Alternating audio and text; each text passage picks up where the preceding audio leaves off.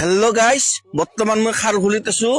আজি বিহুৰ বতৰৰ কাৰণে জুবিন দা খুব মনত পৰিছে। সেইকাৰণে আমি জুবিন দাই কেনেকৈ ঘৰটো বনাইছিল, কেনেকৈ বিল্ডিংটো বনাইছিল তাকে আমি চাব লৈছোঁ। আৰু বিল্ডিঙৰ আপোনালোকক পৰিৱেশটো আপোনালোকক বৰ্তমান মই দেখাই আছো। জুবিন দাই কেনেকৈ ঘৰ এটা বান্ধিছিল, এনেকৈ পৰিৱেশটো আপোনাক দেখাই আছো। আৰু জুবিন দাই ইমান থকি ইমান মানে হেঁপাহৰে এটা ঘৰ বান্ধিছিল, য'ত নেকি সি থাকিব নাপাল, দুখ লাগে, বহুত বেয়া লাগে তাকে ভাবি। সেই জুবিন দাই কিমান ডাঙৰ এটা ঘৰ বনাইছিল থাকিম বুলি, বিৰাট দুখ লাগে আচলতে ভাবি কিনে।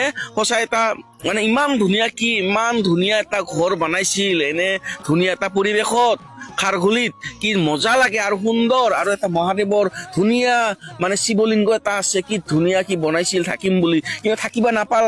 ঘৰটো আছে কিন্তু জুবিন দাই নাই। সেই দুখতে আমি আটাবাৰি চিঞৰি মায়াবিনী গানটো আমি খুব গালো দুখৰে। মায়াবিনী ৰাতিৰ বুকুত বুলি বহুত চিঞৰি মানে হৃদয়ৰ পৰা আমি গানটো গালো।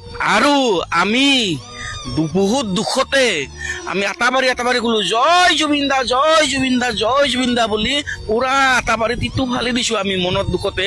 পুৰা জুবিন দাক পাম বুলি, আমি ন্যায় পাম বুলি জয় জুবিন দা বুলি আটাবাৰি আছো। আৰু তেতিয়া মনটো আমাক সান্তনা লভিছো আৰু নিজকে ভাল লাগিছে। আৰু জুবিন দাক আমি সদায় পাম আৰু সদায় জীয়াই থাকিব আমাৰ মাজত আৰু সদায় ভাল লাগিব। তো গাইজ, আজিৰ ভিডিঅ'টো ইমানেই আছিল। যদি ভিডিঅ'টো ভাল লাগে লাইক এটা, কমেণ্ট এটা, শ্বেয়াৰ এটা কৰিবলৈ নাপাহৰিব। ধন্যবাদ। আজিলৈ টাটা, বাই বাই।